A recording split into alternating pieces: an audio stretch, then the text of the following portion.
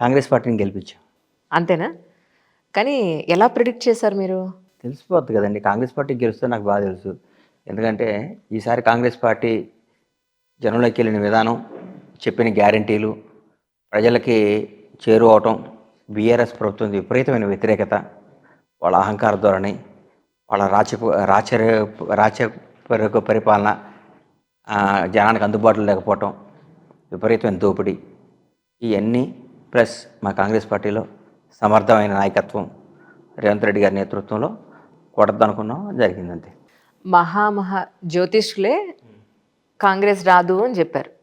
So ఇప్పుడు రేపు మీ prediction correct అయిందని లైన్ పెడతారేమో చూడండి. అట్లా ప్రొడిక్షన్ జనంలో మనం చేసే పని ఉంటుంది కదమ్మా. ఇప్పుడు చాలామంది జ్యోతిష్యులు చాలామంది చూసా. అందులో నాకు మిత్రులు కూడా చెప్పారు చాలామంది. నేను బాగా ఇష్టం, నాకు మిత్రులు కూడా ఈసారి రాదన్నారు. అయినా కానీ నాకు జ్యోతిష్కం కంటే ఇలా లెక్కల కంటే జనం చెప్పే జ్యోతిష్కం చాలా గొప్పదని నాకు తెలుసమ్మా. మీరు నమ్ముతారా జ్యోతిష్యాన్ని? నేను భగవంతుని ఎప్పటికీ నమ్ముతా. నేను గాడ్ ఫీర్ మ్యాన్ని. నాకు ప్రతిరోజు దేవుడు అంటే దేవుడు పూజ చేస్తా, దేవుడు నమ్ముతాను. జ్యోతిష్కం కూడా అంటే కొన్ని వాస్తులు అయినా నమ్ముతాను, జ్యోతిష్కం నమ్ముతాను. కానీ కొన్ని మరీ ఎక్కువగా నమ్మను. గుడ్డిగా నమ్మరు? గుడ్డిగా ఎట్లా నమ్ముతానండి? బండ్ల గణేష్ను ముఖ్యమంత్రి అవుతాడు నమ్ముతానా? నమ్మనుగా. నీ జాతకం బ్రహ్మాండంగా ఉంది, నువ్వు ముఖ్యమంత్రి అవుతాడు నమ్మను. రైట్. ఏమైనా మంత్రి అవుతా ఉంటే నమ్మటానికి ఛాన్స్ ఉంది, ఏమైనా అవుతానేమో భవిష్యత్తులో అని అట్లా. అంతేగాని ముఖ్యమంత్రి అవుతావు అంటే ఎట్లా నమ్ముతా చెప్పండి? పొద్దున్న పెద్దమ్మ టెంపుల్కి వెళ్ళొచ్చారు. ఇవాళ ఫ్రైడే కదమ్మా, పెద్దమ్మ టెంపుల్కి వెళ్తాను. ఏం మొక్కుకుని వచ్చారు? అంతా కాంగ్రెస్ ప్రభావం అంతా. నేను ఎప్పుడు దేవుడిని బాగా, నాకు ఎప్పుడు కష్టం ఉన్నా సుఖం ఉన్నా మంచి అయినా చెడైనా నాకు పెద్దమ్మ తల్లి ఒకటి, ఈ మా వెంకటేశ్వర స్వామి టెంపుల్ ఒకటి, గుళ్ళకి వెళ్ళటం నాకు ఇష్టం. వెళ్ళినప్పుడు అంతా బాగుండాలనుకుంటాను.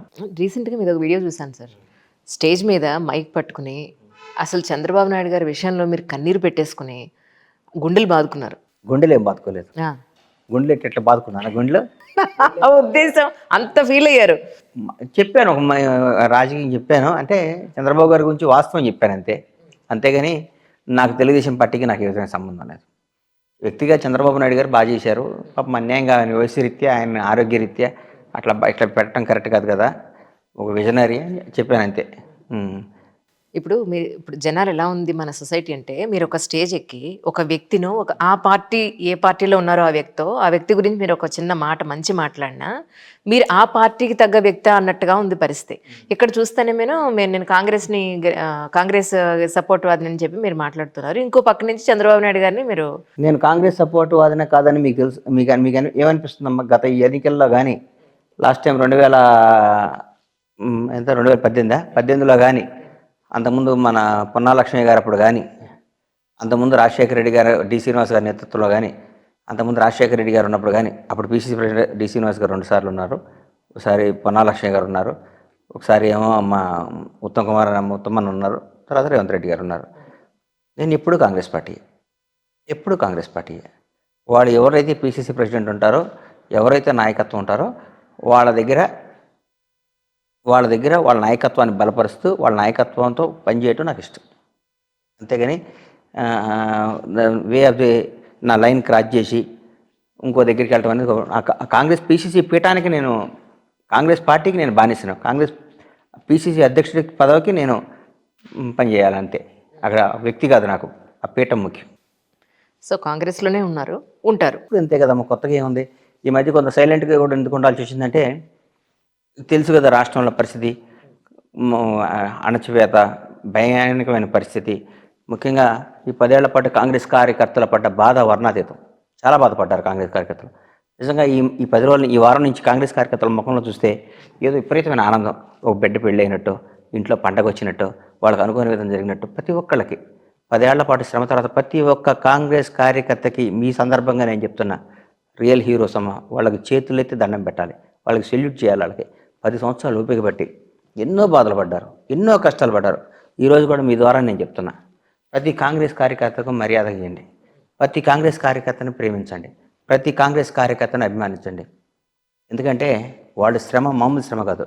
వాళ్ళు ఎన్నో బాధలు పడ్డారు లోకల్ నాయకత్వంతో. వాళ్ళని ఒక థర్డ్ గ్రేడ్ పీపుల్లా చూశారు. థర్డ్ గ్రేడ్ పీపుల్, ఆడు కాంగ్రెస్ ఓటర్ అన్నట్టు ఎన్నో మాటలు. కనీసం చిన్న పనులకు కూడా, చిన్న పనులు, చిన్న పోలీస్ స్టేషన్లో కూడా ఇబ్బందులు పెట్టేవాళ్ళు. అట్లాంటి 10 ఏళ్ల తర్వాత మా ప్రభుత్వం వచ్చింది. మా నాయకుడు రేవంత్ రెడ్డి గారు గొప్ప విజనరీ లీడర్. 20 గంటలు కష్టపడతాడు, అందుబాటులో ఉంటాడు. సీఎం ఇంటికి కేక్ వాక్తో వెళ్ళొచ్చు, వెళ్తే సమస్య మాట్లాడొచ్చు.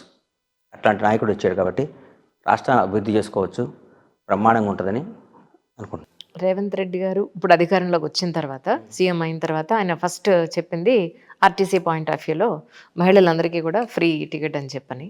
బట్ చాలామంది అనేది ఏంటంటే రాష్ట్రం ఖజానా ఖాళీగా ఉంది, అప్పులు కుప్పలై కూర్చున్నాయి. ఈ టైంలో ఆర్టీసీని ఇలా చేయడం వల్ల ఇంకా నష్టాల్లోకి పెడుతుంది. ఆర్టీసీ ఇప్పుడే ముందే ప్రాఫిట్స్లో లేదు, అది ఇలా చేయడం వల్ల ఇంకా లాస్లోకి పెడుతుంది. ఈ ఆటో వాళ్ళ పరిస్థితి ఏంటి అని. అమ్మ ఇవన్నీ ఇప్పుడు మన దేవస్థానానికి వెళ్తాం, ఉదాహరణ తిరుపతి వెళ్తాం, ఫ్రీగా ఉచిత భోజనం పెడతారా? పెడతారు. అక్కడ రెస్టారెంట్లో బ్రహ్మాండంగా బిజీ తాగుతాయా? మళ్ళీ లింకప్ చేశారే. కాతలే అవునదా? అవును అవును. మనం శ్రీశైలం వెళ్తాం, అన్నీ కమ్మ సత్రం అని, రెడ్డి గారి సత్రం అని, రాజుగారి సత్రం అని, బ్రాహ్మణ సత్రం అని అన్నీ ఉంటాయి. ఫ్రీగా భోజనం పెడతారు. అక్కడ హోటల్స్ కూడా రద్దీగా ఉంటాయి. సరే మా మా హోటల్స్ అన్నీ, మీరు హోటల్స్ వాళ్ళందరూ మీ ఫ్రీ భోజనం ఆపేయండి, పెట్టడానికి వీల్లేదు, కుదరదు, ఇది మా జీవనోపాధి దెబ్బతింటాం అంటే ఒప్పుకుంటారు ఎవరన్నా? తిరుమలలో స్వామివారి అన్నప్రసాదం ఉంది, అది వద్దండి, మీరు అది క్లోజ్ చేస్తే మీ హోటల్ వాళ్ళందరూ బాగా బాగుపడతాం అంటే న్యాయం అది? అది ఎక్కేవాళ్ళు అది ఎక్కుతారు, ఇది ఎక్కేవాళ్ళు ఇది ఎక్కుతారు. దీనికి సంబంధమే లేదమ్మా. గౌరవనీయులైన రేవంత్ రెడ్డి గారి నాయకత్వంలో కాంగ్రెస్ ప్రభుత్వం 6 హామీలు ఇచ్చింది. 6 హామీలు తూచా తప్పకుండా అద్భుతంగా నెరవేరుస్తుంది, అందులో డౌటే లేదు. అందులో భాగంగానే ఎక్కిన 2వ రోజే మహిళలకి ఉచిత ప్రయాణం, 10 లక్షల బీమా, 10 రోజుల్లో మొత్తం వాళ్ళకి అన్ని 500 రూపాయలు గ్యాస్ సిలిండర్ కానీ ప్రతి ఒక్కటి అందుబాటులో తీసుకొచ్చేస్తుంది.